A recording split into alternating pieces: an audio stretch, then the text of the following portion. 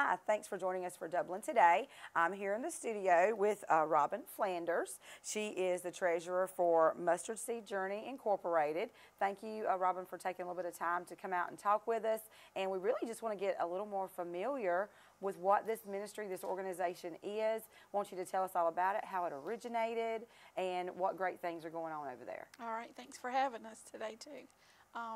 It is a Christian-based transitional home for women who suffer from drug or alcohol abuse, or they're coming from being in prison. They're looking for a place to help them get back on their feet, and that's kind of what we do. Our house holds 9 ladies. Right now we have 3. We have 3 coming next week and 2 in a couple of weeks after that, so we'll almost be at capacity. We started in January of 2016, so we've been open almost 3 years, and it's been a great experience. There's a board of 5, and we're all members at Bruton Baptist Church, and so we kind of came together and started thinking about it there, and so Bruton Baptist has been a great supporter. We're also supported by the Lawrence Baptist Association and a lot of the churches in this area. The way we started, we were doing Bible study with a local rehab, and as we got to know the girls there, we noticed that when they graduated, a lot of them, they couldn't go back home, and they weren't ready to actually get out on their own. So we felt like this was a good stepping stone to help them get there. So as they come into our program, we try to help them if they need help getting their GED, driver's license, maybe family restoration, get jobs, get established, just kind of get their feet back on the ground. So now, in establishing this actual Mustard Seed Journey, because it is a 501c3, is that right? Yes, it is. Yes. So it's a nonprofit. Yes. And so basically, it just kind of started as a Bible study then, that you guys were going over with another organization. We do, yeah. That's like we started thinking about something different, a transitional program that we could start that would help, and it's been a great ministry. So now, when you guys were going over helping helping them to originally get this established, was there a reason you particularly reached out to this group of people or this They were group of actually women? going to church with us. Okay, awesome. And so we just asked, what could we do to help? So in doing Bible study with them, we kind of just realized a need. And so we kind of stepped back, and a few of us kind of got together and figured out what we could do, and we started our program as a transitional place. Mm-hmm. So now walk us through, because, if it's a home, you have to have everything for that home. Is that right? It's pretty much, it's the home they live in. So yes. What are some of the needs that you have for there, or how did you get started? Did you find a place? Did somebody donate a place, or did you have to buy a place? How exactly how'd that work? Well, we started looking, and the Lord answers prayers. So we found a house that we were able to rent. So that's where we're at still now, is we rent this house. People were very generous in donations that were able to furnish the house. One of the things we were talking about the program to the folks at the Lawrence Baptist Association, one of our major concerns was not having a vehicle to get the girls to work or wherever they needed to go. And when we were explaining our whole concept to him, he was like, could you use a van? Somebody had donated a van. Wow. Or was wanting to donate a van to a worthy cause. So, before we ever opened the doors, we had a vehicle. So it's just been amazing. Yeah, and that's one reason I ask, because I always like to be able to hear about how God answers those needs before we ever know. He does. He absolutely Yeah. does. And so now, do you have staff that are there? Is it just volunteers that help run the house? Do you actually have staff there? No, we have no staff. On the board, we're all volunteers. And the girls, they're there, but the board members are in and out just about every day. So they see one or all of us just about every day. So they have a good support system. They do, and we do Bible study on Tuesday night, Thursday night, and Friday night. They get up every morning and start their day with a devotion. It might not last but 5 or 10 minutes, but they start their day with prayer and a devotion. Then they're in church Sunday morning, Sunday night, Wednesday night. And a lot of them get involved in what we have going on at church as well. So, and I know for our viewers, if they're listening, they might think, wow, that's a lot of church or a lot of devotions. But when you're dealing with any kind of addiction, you have to replace that addiction. And some people may not be real familiar with that. You can't just take that addiction away and not replace it, so to speak. You don't replace it with another addiction, but you have to, you know, it's even for us. If we try to stop doing something, we kind of got to start something in the process. So do you find that's helpful for them, having that, just sort of staying in the Word so that it kind of refills all that we want to get out of us? Right, and we really believe that true healing comes from God. So as long as you stay close to Him, that healing will continue. Because we know also in working and having some other organizations on the show that deal with addiction, it's a lifelong process. It is. And sometimes we forget that. We think, you know, oh, well, they're better. That's not exactly how it works, do you think, with addiction? No, so it makes it a little more difficult. Right. So when the ladies go in there, is there a screening process, or, you know, if you can only take so many, is there a process you go through to determine, okay, this particular lady needs a little more, we want to make sure we offer it to her? Is there some sort of screening process? How does that work? If they call and express an interest, we send an application along with the rules and guidelines, and once they read those rules and guidelines, because they have to be followed, not that there's anything hard about them, it's kind of like the way you live your life at home. You know, we don't ask anything. You know, when I leave my house, I tell my husband where I'm going. That's kind of the same thing we expect from them. And they fill out the application, and then we interview them, and we can tell if it's something they truly want. Because if not, it's not going to work. Right. That's right. Yeah. And I think, you know, we live in a society where we hear about addictions, but until you've really been personally impacted, you know, whether it's from a family member or, like you said, just at church through, you know, relationships that you're making there, it's really hard for people to understand. So I'm really looking forward to continuing our conversation, and then we're also going to have a board member, but also a graduate. That's right. From Mustard Seed Journey on the show. So looking forward to hearing from a first-hand perspective, too, what it's all about. So definitely want you guys to stay tuned. We'll be back after this brief commercial break. Buying or selling your residential or commercial property starts with one. C21 Durden Cornegay Realty, located at 1700 Veterans Boulevard in Dublin, and available anytime by calling 272-1535 or logging on to c21dublin.com. Integrity, honesty, accountability. There's only one. C21 Durden Cornegay Realty, broker George Durden. Mid-State Pools and Spas knows pools, in-ground pools to above-ground pools. Mid-State Pools and Spas has over 35 years in the industry, building over 3,000 pools. We build all of our own pools, never subcontracting the work out. So if you're ready to build a pool, renovate a pool, or if you need weekly maintenance or liner replacement with a full 20-year warranty, call the professionals at Mid-State Pools and Spas. Visit our showroom today at 2273 Veterans Boulevard in Dublin and see the new line of Marquee Spas. For the ultimate in hot tub experiences, choose Marquee Spas. Also see our new selection of casual patio furniture, available now at our showroom, Mid-State Pools and Spas, where we know pools.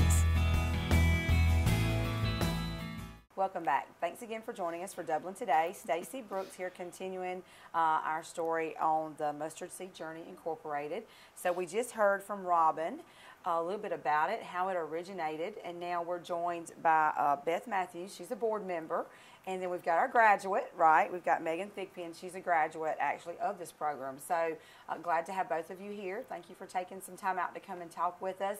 Really feel like it's important that our community knows about these ministries and different things that are going on. Number one, there could be someone watching who actually needs this service right now, and just because we want to know how we can get involved and help as well. So Beth, we're going to start with you. Tell us a little bit about yourself. I am 24, so I'm the youngest board member. I'm also the most recent addition to the board. I've only been a part of the board for 2 months, but I've been involved in the ministry for quite some time. I taught Bible study at the house, the one that they have on Tuesday, Thursdays, and Fridays. And I've done that for quite some time now. And it actually started at Miss Robin's house, and I was just attending it at first. And then I just had a heart for the girls, and I really fell in love with the ministry, and I wanted to get involved, and so that was a way that I could be involved. I'm a worship leader at the church that they go to as well, so I lead the music at Bruton Baptist, and I've been doing that for about 2 years now, a little under 2 years. The 1st of September will actually be 2 years, so that's cool. I just graduated from Bruton Parker in May as well. So, wow, okay. yeah, So just starting your journey. yes, ma'am. Yes, ma'am. Just starting your journey. That's very exciting. Very. So you'll look back before long and you're like, oh my goodness, that went by so quick. So now you said you started out doing Bible studies there, and it sort of just went from there. Now tell us a little bit about your original thoughts when they decided they were going to actually, you know, like you said, it started in someone's home doing Bible study, then moving over to actually having a home there. What did you think about that? Were you immediately kind of drawn to that? It's a need that I wasn't really aware of until I got involved. It was a need that I hadn't really thought of. I thought of, you know, girls going through rehab, and then I was just like, okay, now they're good and they go through life, and I never thought about there's so much more to it, and there's so much of a need between point A and point B. And so I was excited to get involved because I saw that need, and it was something that I didn't expect. So. And so it's for people going through various forms of addiction. Right. What are some of the? I know we definitely want to hear about success stories. That's why we're excited that you know that you're here with us. So, what are some of the challenges you think bringing in a new lady to the house probably would be? The first one that pops into my mind is you have sometimes where there's times where the girls have been in the house together for a long time, and they kind of become that family, and then somebody new comes in, and it's incorporating them into that family setting, and having them become a part of that family can sometimes be a little tricky. But also understanding that it changes the dynamic, and it becomes kind of a new family of sorts. Yeah. And there's different personalities. Right. Right. Different personalities. Yes. You're talking about women, so you're talking about 9 women at one time. Right. Potentially 9 women living in the same house. Everybody does things differently. Right. So that in itself can be a challenge. Yeah. So we're going to move over to Megan for just a moment. Now, Megan, you're a graduate. I am. So tell us a little bit about maybe your story, your journey. How did you get to Mustard Seed Journey, or how did you, what brought you to that point that you were ready to kind of transition out, do you think? Well, I have a little boy that's 11, and I have been gone for way too long, so I decided that I needed help. So I was at one of the lowest points in my life. I used to be a registered nurse, and I got hooked on pain pills, and then it went down from there.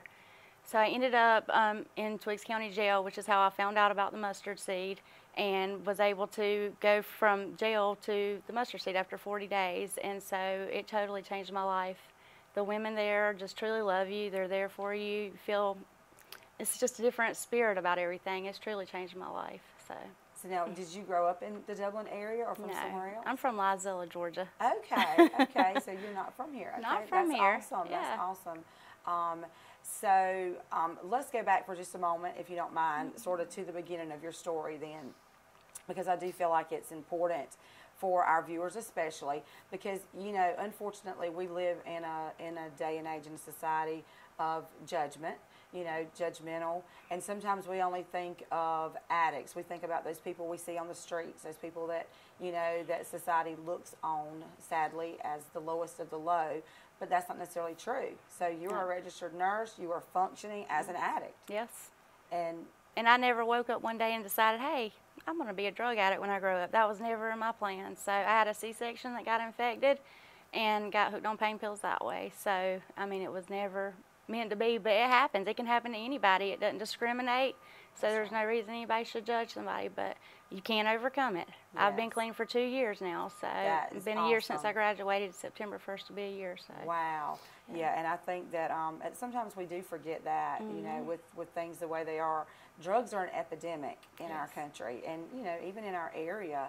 And you mentioned about having a child and how important that, you know, that kind of was your focus. You realized, you know, you didn't really wake up and say, oh, I don't want the pills or to be an addict, but you recognize the importance of another human life that was I depending on don't want you. to keep putting him down or letting him Right. down. That's what I realized. Yeah, I didn't right. want to live like that no more. I was ready to be the mama that I was supposed to be. Supposed to be. That's awesome. So, and you just going back, because again, like I said, we want to bring as much awareness as we can to this, and I keep calling it a ministry because I feel like that's what it is. It is. It's not just an organization. I feel like it's a ministry. So, you know, when we talk about this ministry and mustard seed, faith is the grain of a mustard seed, is the first thing that comes to my mind. So it takes that tiny bit of faith just to kind of step out. Did you kind of feel that? I call them aha moments in life. I did. Yeah. I did. I knew that that's where, whenever I first heard about it, there was a couple of options thrown at me, and I knew that that's where God wanted me to be and that my life was going to change. I knew it. I had peace about it, and I still have peace. So That is awesome. Yeah, that's awesome. So, you know, in seeing different people, different organizations that we've had on the show, you know, from time to time again, everybody's story is different and everybody's journey is different. So I love the fact that your story is different because, as I said, a lot of times we think, oh, it's just that you go to the doctor, they just give you that pain pill, it's going to help you. But those pain pills change your body chemistry.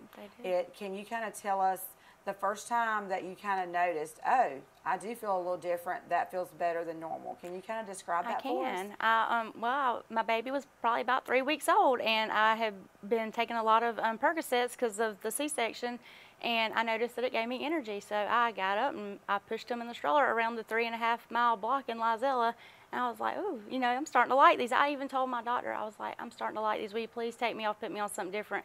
He said, well, they're controlling your pain right now, so we're going to keep you on it till this infection's healed. And it just never stopped after that. When he stopped, I found ways to get him. So. Get it. And sadly, because you said, how many years ago now was this? It's almost 11 years, about 11 Yeah, years my ago. son's 11, so yeah. And sadly, you know, it's only been in recent years where doctors really became more aware of the opioid epidemic. Right. So, you know, that many years ago, they thought, oh, as long as you're taking them, it's fine. There's no lasting, you know, effects. They didn't really realize. They weren't intentionally doing harm. Right. But if you're hurting, take a pill. If it's working, we'll keep giving them to you. And as you said, once you kind of reach that point, then it really didn't matter if he gave them to you or not because you had to have them. It's Right. you know, it's sort of like that need to breathe, as we say. As we say, you just feel like you have to have it. And people who've never been there, I don't think, can really understand, can grasp that concept of needing something that badly. So when you ended up, I'm assuming you said you were in jail, so something happened to get you to that point. Is that kind of when you detoxed at that point? Yeah, I detoxed in jail. I had actually went on a blind date that I ended up in jail with. But it was the best thing that could have happened to me. It was the best thing that could have happened to me. I have no regrets. So I'm very happy. That it happened. Yes, and very sometimes happy. that, you know, God puts us in just the right place at just the right time. Yes. So when you ended up, and like I said, and it gets graphic, you know, addiction is hard. It's not pretty. We don't want to talk about, you know, hovering over the toilet. We don't want to talk about our blood pressure issues. We don't want to talk about feeling like we have the flu. We don't want to talk about feeling like we really were kind of praying at times. I think I'd be better off dead at this point. Can you kind of tell our viewers a little bit what going through that initial detox was for you?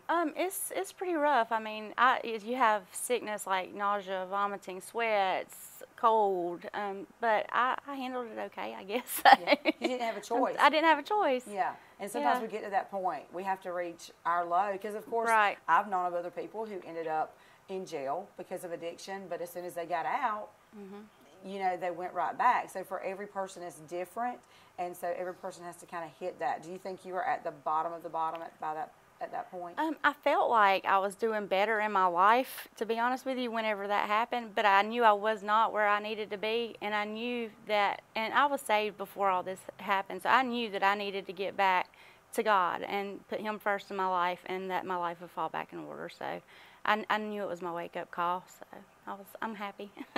Well, we're happy for you too, because so many times we don't have those success stories. We see our friends or our family, our acquaintances, that, you know, we don't have that success story. And sadly, even in our area, you know, all my viewers pretty much know that I have foster children that I've adopted, and people don't realize how many families are being torn apart by addiction right here in our area. So the very fact that you did better for your child speaks magnitudes for you. And so we're going to come back in just a few moments. Going to have some more comments, ask a little more questions, dig a little deeper, ladies, and see exactly what goes on there. And maybe if there's someone who actually is needing this service, see how we can do that. So you stay tuned. We'll be back after this brief commercial break. If you're in the market for affordable transportation, come on in to Dublin Auto Sales. Getting to work, school, or around town every day requires dependable transportation. And that's what you'll find at Dublin Auto Sales. Offering in-house financing too, so credit is never an issue. See Wayne Kemp or any of his friendly staff, Bill Topping, Alan Fields, TJ DeRochi, or Freddie Cook. Look for Dublin Auto Sales at 1705 Telfair Street and 406 North Jefferson. And also at 511 North Jefferson, where you'll find a great deal. Dublin Auto Sales, affordable transportation you can count on. Cut lawn mowing down to size with the help of the friendly folks at Hometown Supply. Get the help you need on choosing the right mower and setting up the right payments to fit your budget. Get 12 to 24-month payment options with our in-store financing and make life a little easier. Visit the friendly folks today at Hometown Supply in downtown Dublin, right across from the skyscraper. Hometown Supply, making life a little easier. Welcome back. Thanks again for joining us for Dublin Today. Stacey Brooks here in the studio again, continuing our conversation with Megan and Beth from Mustard Seed Journey. Now, Beth is a board member, as we stated before the break. Now, Beth, you do a lot there. Tell us a little bit about how much time you spend with these ladies every week. Okay, so usually on Mondays I try to go over there sometime in the morning. I actually have a job at the local library, so I don't get to stay there very long, but I usually try to get there in the morning. And then on Tuesday nights, Thursday nights, and Friday nights, I go over to the house and I lead Bible study. On Wednesday nights, they actually come to the church and that I lead worship at, and so I see them there, and I usually try to love on them and interact with them there. And then on Sundays, they come to the church as well. And so usually for a normal week, Saturday is the only day that they don't see me, so they're probably sick of me at this point, quite honestly. Did they become your family then? Right. Yeah. Because like we just learned with Megan, so she wasn't from our area, so she didn't really have anyone here. So I love ministries where we're the hands and feet of Christ is what I always like to refer to it as, where you really get in and get your hands dirty, not dirty, but dirty, you know what I mean? And so it sounds like you do a lot of that. So it sounds like you're very passionate about it. I am. And it sounds like a really great ministry. So I know that the ladies appreciate it so very much too. And so, Megan, we're going to go back to you for just a moment, back in the hot seat, our graduate, because we're so excited to your success story, which is what we always hope for, to come from any kind of transition home or anything like that. So we were talking before the break about how you actually began to struggle with addiction and how it was not through an illegal drug, it was, through something prescribed, and those chemical imbalances that follow after that, and you get used to that, and then when you can't have it, you don't like the way it makes you feel. So for you, ending up in jail was a wake-up call and exactly what you needed.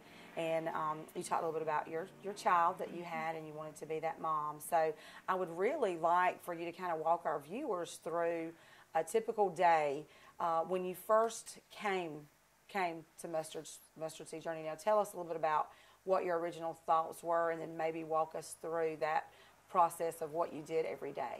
Okay, so my original thoughts was I was overwhelmed with gratitude. Just the amount of affection I felt from each and every one of the board members, even the people that lived at the house at the time, the girls, they welcomed me right in. But on a typical day, we wake up, we do devotion together, we pray together, and then we get ready and go to work. We also had chores that we had to do every day of the week, and we had a chore board. We had to check off that we'd done our chore, and we had to keep our rooms clean, so that was a daily task. And went to work, come home, you try to eat dinner together, or at least sit at the table together, even if we're eating our own things. and then go to bed. So after Bible study, go to bed. It's kind of repeat, so Yeah, it's scheduled. repeat, yeah, You think schedule. that structure was real important for you at that point? I do. I think structure is always a good thing, because even now I have to have structure in my life, so to maintain and to keep doing good. So Now, so once you were there, how long were you actually there from the time you came in? Is there an amount of time that's like a graduate time, or does it kind of vary by person? It varies by person. Some people need more time. We've had some clients there for 2 years. We've had some clients only stay for a few months. It depends on their need. Okay. So tell us a little bit, Megan, about your story. How long were you actually there? I was there exactly a year. I came on September the 1st of 2016. Yes, and I graduated September 1st, 2017. And so when you came, of course, you were extremely grateful. Very grateful. How did your family, because I do want to touch base on that, because with addictions we see so many families torn apart, and so many, you know, sadly for so many people who suffer from addiction, their families kind of have had enough. And sometimes it takes getting to that point where you have no one. But did you have a good support system in place, or did you kind of have to start over? Now, my parents they had quit enabling me, but once I was doing good, they're there for me 100%. So I have a great family, so Support, and that's very important. great support, yes. Now, do you still do anything over with Mustard Seed Journey? Do you still do anything there? I try to come visit every now and then, but I'm back living in Lizella, Okay. so I'm working 2 jobs, so it's kind of hard right now to get away. So I'm working about 60 hours a week between the 2, and then I got my son. So Yes, so now your family's been reunited then? yes. Awesome. So what steps did the ladies there take to help prepare you? Did you think it was just a process?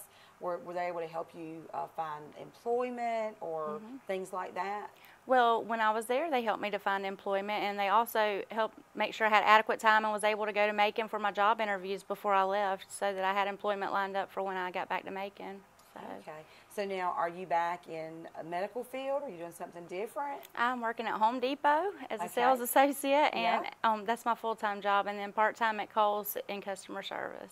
So awesome, because we got to get back out there, and Yes, that's one reason I ask, because we want people to know that when we go through things, we don't always end up right where we were, but we're a work in progress. That's right. So we get back to that point. And I But- have called about getting my nursing license back, and it's a process, but I'm That's going right. to start working on it. It's just going to Yeah. it's going to be a little while. So and I have no doubt that you'll do great, Yes, because ma'am. once you start, then, you know, like you said, it is a process, and in God's time, and there could be a That's reason right. that we're not there right now. That's right. You know, it could be things there that we don't need to be around or do, so it's a process.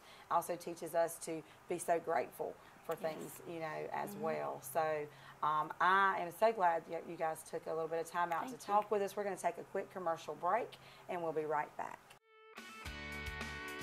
Are you tired of your power bill taking up all your money? Then pick up the phone and call A1 Metals and More at 296-2159 and let us help you lower your power bill but still keep you cool this summer. Call A1 Metals and More for your country carports, red iron buildings, metal underpinnings, and so much more. Our metal roofing is manufactured on site right here in Dublin. Shop local and save. Get wholesale prices on energy efficient products at A1 Metals and More, 1804 Academy Avenue in Dublin. First Lawrence Bank invites you to experience banking at its best. Whether you have personal or business needs, we're a full-service bank big enough to handle all of your banking needs and small enough to provide you with that personal touch you've grown to expect from a community bank like First Lawrence Bank. Looking forward to your future? That's First Lawrence Bank in Dublin and Dexter, member FDIC. Welcome back. Thanks again for joining us for Dublin today. Again, thank you ladies so much for being here from Mustard Seed Journey. Now, any last remarks you guys want to make? We'll start here on the end. I just wanted to say that the Mustard Seed is a really good place if you're looking for some kind of help in some way. It really is a family dynamic. All the time, I'll go over for Bible study, and they will have cooked dinner for everybody, and it's awesome. But I also wanted to say that if you need help, feel free to contact us. You can contact me. My phone number is 706-564-5957. Okay. Now, Robin, just in closing, are there any things you'd like to mention? Maybe we may have some ladies tonight who have watched our show who are struggling with addiction. Is there some contact info that you can give them? Or we may have some churches or even, some businesses, members of our community. Dublin Orange County is great about coming together anytime there's a need. So, Right. We may have someone who actually needs help or who, may be looking for somewhere like Mustard Seed Journey or maybe just want to support it. Can you give us some information that we can pass on to them? Absolutely. Any ladies that feel like they may need help and want to contact us, they can call Beth or myself at 478-290-0351. We're always willing to take donations. Like we talked before, we're a nonprofit, so everything we do is we're always needing help. So if anybody would like to make a donation, taxable donation, you can send it to Post Office Box 4037, Dublin, Georgia 31040. We also have a Facebook page. You can also contact us through that. So we're on Facebook as well. Well, we definitely appreciate you guys coming in. It's been so nice just to learn about this ministry because so many things go on that sometimes we never know about. So we definitely want to get involved, keep our community involved, and then if there's needs that you have or fundraisers, make sure we know. We're happy to pass that along to our viewers. But also, Megan, we want to make sure that we wish you the best and congratulate you on your 2 years. And congratulate you on that journey back to get back exactly where that we know your heart's desire is. So congratulations, and ladies, thank you again. It was so nice getting to know you. Again, feel free. The numbers will be on the screen for you if you know someone who needs help with addiction, or perhaps you'd just like to get involved or volunteer. Please make sure you reach out to these ladies. That's about all the time I have for today. It's definitely been a great day in Dublin today.